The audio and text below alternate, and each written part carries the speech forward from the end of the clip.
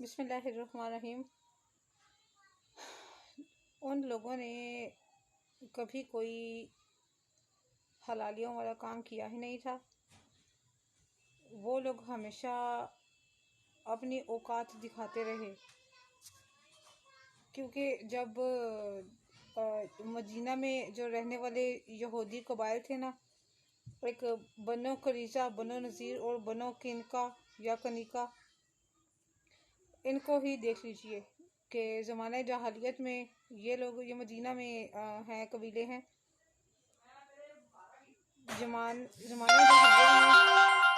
ज़माने जहालियत में ये लोग जब आपस में जंग किया करते थे ना, तो उस वक्त जब मैदानी जंग में सुकून हो जाता था, यानी कि कोई एक फरीक जंग जीत जाया करता था, उस टाइम जीतने वाले को ये लोग आपस में खून बहा अदा कर दिया करते थे, दे दिया करते थे और कैदियों को छुड़वा लिया करते थे। कैदियों के बारे में वो लोग फिदिया देकर ना उनको छुड़वा लिया करते थे। उसके बाद अगली आयत नंबर 33 है, उसका तर्जुमा और तफसीर मैं आपके साथ बयान करती हूँ। आयत नंबर 33 है, बिलाशुबा सजा हेलो आउट बिलाशुबा सजा उन लोगों की जो जंग करते हैं अल्लाह से और उसके रसूल से और कोशिश करते हैं ज़मीन में फसाद बर्पा करने की, ये है कि इन्हें चुन चुन कर कत्ल किया जाए या सूली दे दिया जाए या काटे जाएं इनके हाथ और इनके पाँव मुख्तलिफ तरफों से या जिला वतन कर दिए जाएं। ये तो इनके लिए रसवाई है दुनिया में और इनके लिए आखिरत में इससे भी बड़ी सज़ा है, इससे भी बड़ा अजाब है। यकीनन बेशक जो लोग ज़मीन पर फसाद बर्पा करते हैं, ज़मीन में खून रेजी और फसाद, आजकल देख लीजिए हमारे मुल्क के क्या हालात चल रहे हैं और किस तरह करके ये हो रहा है। इस सारे की पूछ, मैं कोई बड़ी बात नहीं कहना चाहती, ना मैं पॉलिटिक्स से रिलेटेड हूँ। खैर, एक आयत आपको सुनाती हूँ, उसका तर्जुमा भी सुनाती हूँ, गौर आप कीजिएगा। वइज़ा तवल्ला सअ फिल अर्दि लियुफ़सिद फ़ीहा व युहलिकुल हर्सा वन्नस्ल वल्लाहु ला युहिब्बुल फ़साद। तर्जुमा है, जब वो हाकिम बन जाता है तो सर तोड़ कोशिश करता है कि मुल्क में फसाद बर्पा कर दे और तबाह कर दे खेतों को और नस्ल इंसानी को। अल्लाह ताला फसाद को हरगिज़ पसंद नहीं करता।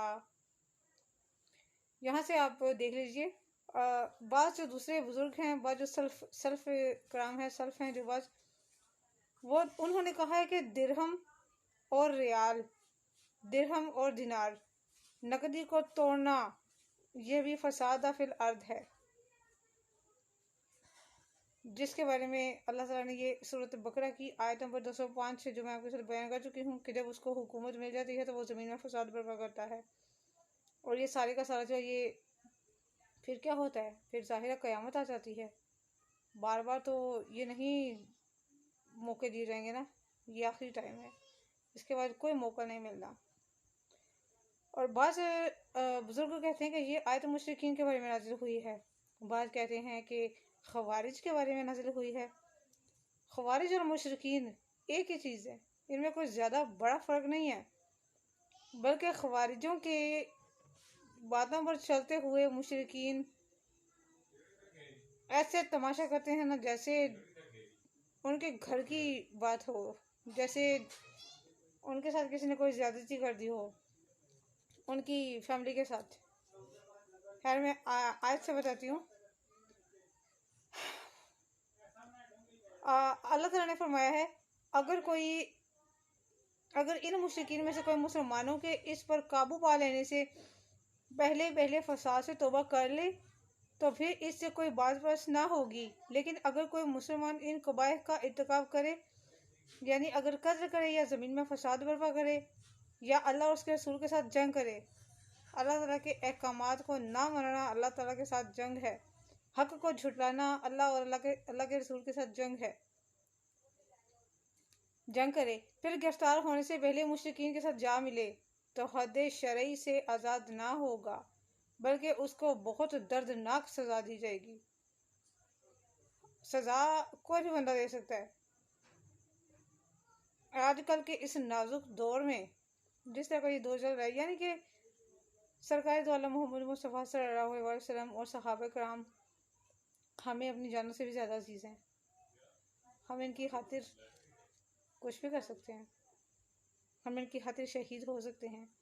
और अगर आपको बताइए, और हज़रत इब्न अब्बास इस आयत के मुतालिक फरमाते हैं, कुछ अहले किताब और नबी करीम सल्लल्लाहु अलैहि वसल्लम के माबैन मुआहिदा हुआ, लेकिन इन्होंने अहद शिकनी और फसाद फैलाने की इन्होंने कोशिश की और उन्होंने फैलाया और वादे को तोड़ा। अल्लाह ताला ने अपने रसूल को ये इख्तियार दिया कि चाहो तो इनको कत्ल कर दो, इनके हाथ पाँव के छोटे छोटे टुकड़े करो, चाहो तो इनको जिला वतन कर दो, चाहो तो इनको डायरेक्ट सजाए मौत दो।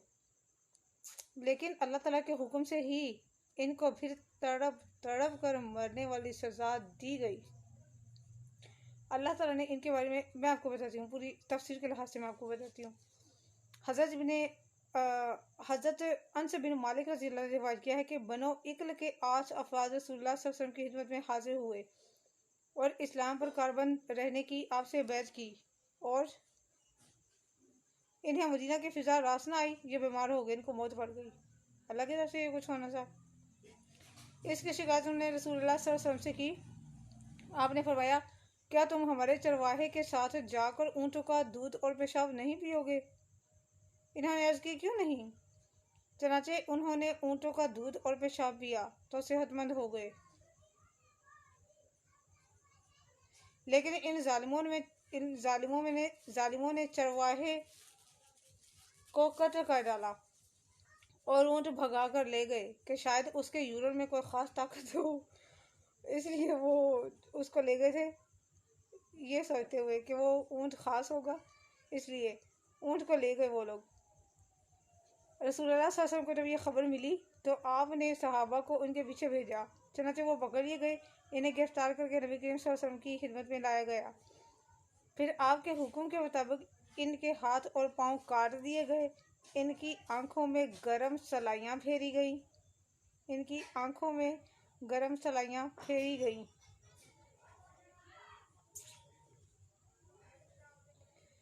फिर धूप में इनको फेंक दिया गया जहाँ वो तड़प तड़प कर मर गए। ये उस वक्त मदीना में बीमारी चल रही थी, बरसाम की बीमारी थी। मदीना की आबो हवा उस वक्त इतनी अच्छी नहीं थी, बरसाम की थी। इस वक्त हुजूर अकरम सल्लल्लाहु अलैहि वसल्लम के पास तकरीबन 20 अंसारी शाह सवार मौजूद थे, जिन्हें आपने गिरफ्तार करने के लिए इन लोगों को भेजा, इन 20 लोगों को। इनके साथ एक कियाफा शनास खोजी भी रवाना किया, जो कदमों के निशानात देखकर रहनुमाई किया करता था। चनाचे यूं ही हुआ। हज़रत अनस रज़ी अल्लाह की हालत बयान करते हैं, इनकी हालत बयान करते हैं, मैंने इनमें से एक शख्स को देखा जो प्यास की शिद्दत के बायस ज़मीन काट खा रहा था। इस मज़कूरा आज में भी इसी चीज़ का जिक्र हुआ है, और इनको किसी ने पानी न दिया, इनको तड़प तड़प कर मरने के लिए छोड़ दिया गया। यानी इस्लाम से फिर जाने वाला, दीन से फिर जाने वाला, जिसने शिर्क, जो मुशरिक हो गया, खवारिज में से हो गया, खवा काफिर ही हो गया, उसकी ये सज़ा है। और आंखों में गर्म सलाइयाँ फेरने की वजह ये थी कि उन्होंने चरवाहे की आंखों में भी गर्म सलाइयाँ फेरी थी। ये सज़ा अल्लाह ताला ने वही की थी, वही के मुताबिक ये सज़ा जो है इन लोगों को दी गई है। ये कुरान करीम की सूरत माइदा की आयत नंबर 33 थी, जिसकी तफसीर मैं आपके साथ बयान कर रही थी। अब इसकी तफसीर बाकी है, कल इससे ज़्यादा जो है इंटरेस्टिंग वाक़यात हैं 2, कल इंशाल्लाह करूँगी मैं आपके साथ बयान, वो कि अल्लाह ताला के हुक्म से कैसे लोगों को किस तरह की सज़ाएँ दी गई है। सदका जारी की नीयत से शेयर कर दीजिएगा। जज़ाकल्लाह खैर।